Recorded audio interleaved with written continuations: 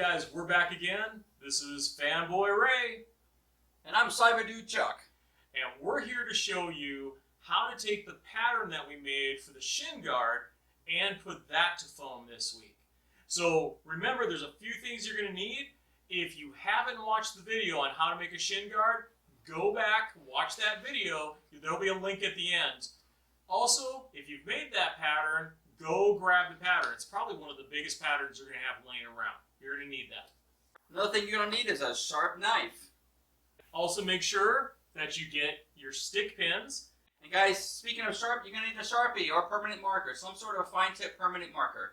We're using a silver one tonight because we will be writing and marking on black. Yeah, so this time we've got some 5mm black foam. We get this in huge rolls. You can go on to a lot of the hobby stores now and you can actually find this. Cosplay and EVA foam work has become a major thing. So you can get this in big rollout sheets, almost 6 feet long, yes. Right?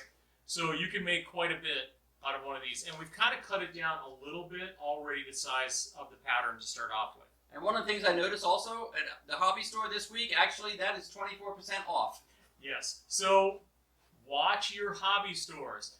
There's a bunch of them right now, without naming a bunch of names, unless you want to sponsor us, that they have deals going on all the time. So remember, we like to do stuff on a budget. You're also going to need a cutting mat. Now, you're going to definitely want to get the largest cutting mat you have because, again, this is a really big pattern. You're working on somebody's calf. So this is really big. And I think that's about it. Beside, well, if you were watching the video last week, you might have noticed something. You might have pointed out about our contact cement. Our contact cement was getting a little bit old. And when it starts to get stringy, guess what? You don't have to throw it away. In fact, don't throw it away. That stuff is expensive. But, Chuck, can you go ahead and show them something? You can actually take it and you can bring it back to a nice caramel consistency. So if you look, we like to recycle and reuse, and Chuck and I both like to eat. Oh, most definitely. We don't eat contact cement. No. But the amazing part about it is, most of us like salsa or chip dip. This is a chip dip container. So you put a little bit of your contact cement in there, about maybe half full, and most contact cement companies, they actually have a little bit of a thinner you can buy that you can mix in and it'll refresh your contact cement. So if you did not know that, don't throw away your contact cement just because it gets all stringy. You can actually thin it back down and use it. And you take one of those tongue suppressors, and you can buy this at any hobby store, and you actually mix it together to give it that nice caramel, that caramel consistency. And depending on how many of these you buy, these little, what are they, chip brushes? Chip brushes, yes. Matters depending on, like, if you order like 100 at a time, you can get them at like 10 cents a piece. So really, it's a cheap, quick investment. And these are great to use with the contact cement because when you're done with them, if you want, you can toss them. You throw them away. These also come in different sizes. This is a 3/4. You can also get them in 1 inch. It really depends on the space that you're actually putting the contact cement on. If you want a quicker job, you might want to go 1 inch, 1.5. But on little detail work and edges, you want to use a 3/4 inch. All right. So, as usual, it's time to get to this and show you how to put it together. Hang around.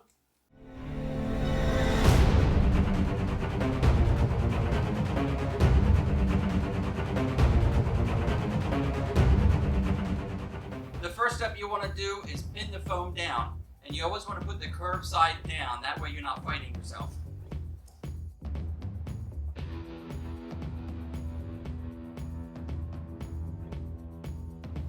Now we want to pin the pattern to the piece of foam.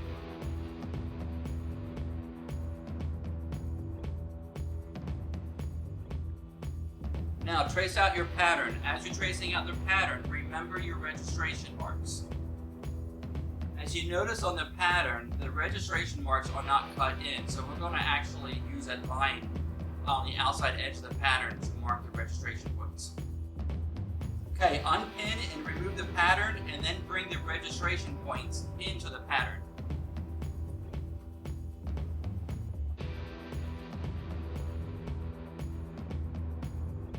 Don't forget to label the pattern. Push the pattern down onto a large surface and take your knife and keep it as vertical as possible. Also remember to cut on the inside edge of the Sharpie.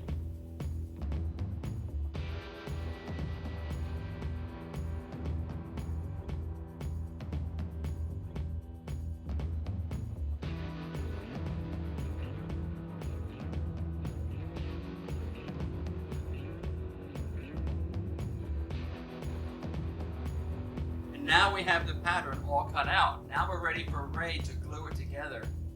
Alright guys, it is time to glue, which means it's time to put on a mask to help with the fumes. Also have to have the cheaters on again.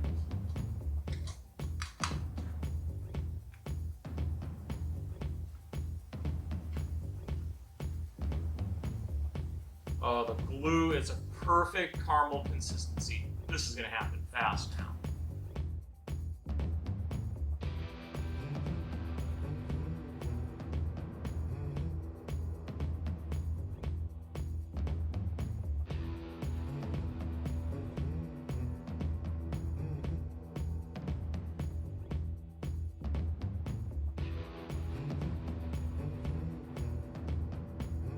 So now we're going to give it about 7 to 10 minutes to dry. We want it to look absolutely, almost completely dry before we start putting it together.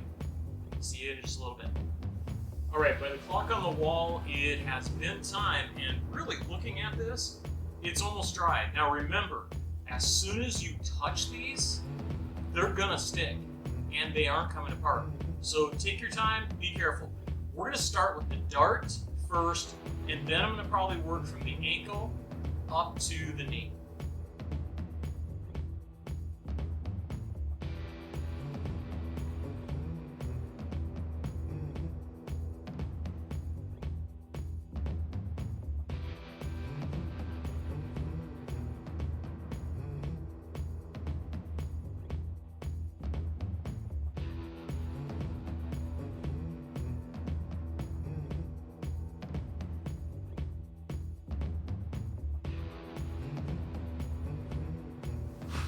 Alright, a little bit more work, kind of just pressing things down, smoothing them out a little bit, and then let it dry for just a little bit.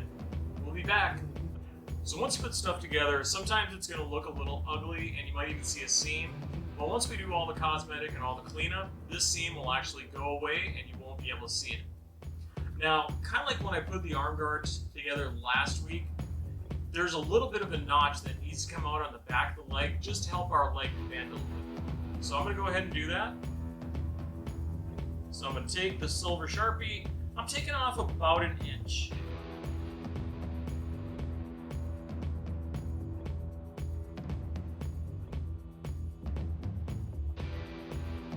Alright, that's pretty good. I'm going to cut this out and we'll be back in just a little bit. There's a couple options on doing this on a budget. One is you can take painter's stir sticks, and usually you can get them for free if you go to any hardware stores. Get yourself different grits of sandpaper and actually make sanding sticks. If you got a little bit more money, you can get yourself a belt sander and kind of lay it upside down and use that. Those are only about $25 to $35 for a decent belt sander. Or if you start making a lot of costumes, you can actually get yourself one of the big belt sanders with the orbital sander on the side. Those are around $125+ depending on the kind you want. Right now, I'm going to just use one of these because I've just got a few edges that I'd like to sand up and kind of make them a little bit smoother. If you think you're going to be kicking up a lot of the foam and that kind of stuff, one of the things you can do is put a mask on also. I'm not kicking a lot up, but I've just noticed there is some happening.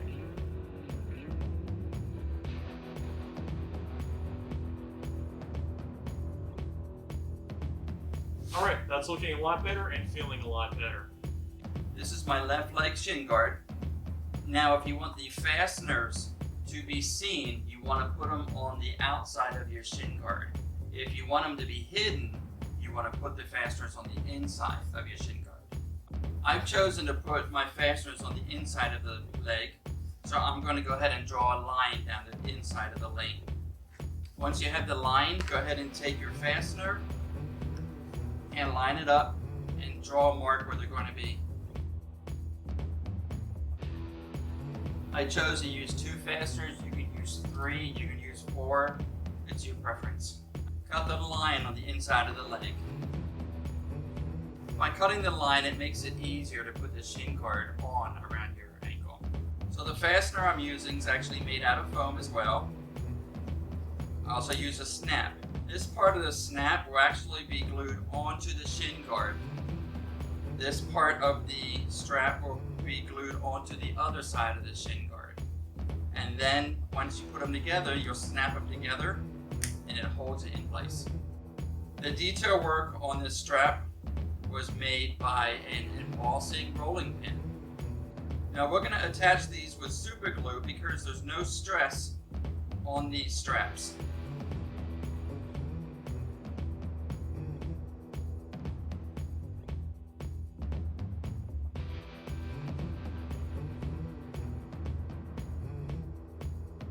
For our detail work, taking inspiration from some of the medieval gaiters and thinking about our dragon design that we did on our gauntlets, we're going to do a little bit of extra dragon scale in a larger portion on the shin guard. Hang around as we get that ready.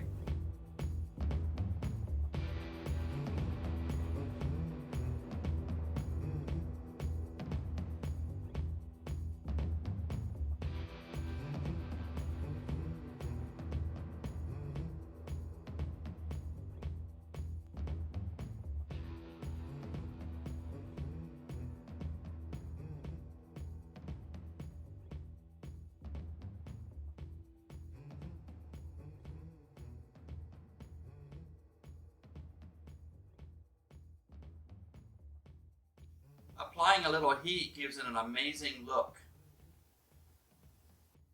So again, with a little bit of creativity and a little bit of ingenuity, we were able to create a pair of shin guards pretty fast. Now, just a little bit of trimming left to do, and a little bit of maybe heat, and finally it's going to be paint, but we're not going to paint it because The winner of these shin guards is going to tell us what color to paint them. So that's right. Remember, we have the gauntlets to give away. Haven't given them away yet. Those are going to be when we hit 100 subscribers. When we hit 500 subscribers, we're then going to be giving away the pair of shin guards. Then when we hit 5,000 people, we're going to make a full suit of EVA Foam Armor for somebody. That one we're going to have to wait because we're going to have to know if it's male or female, because we're going to have to talk about when you make a chest plate, the difference. So, Do you not know the difference? I know the difference.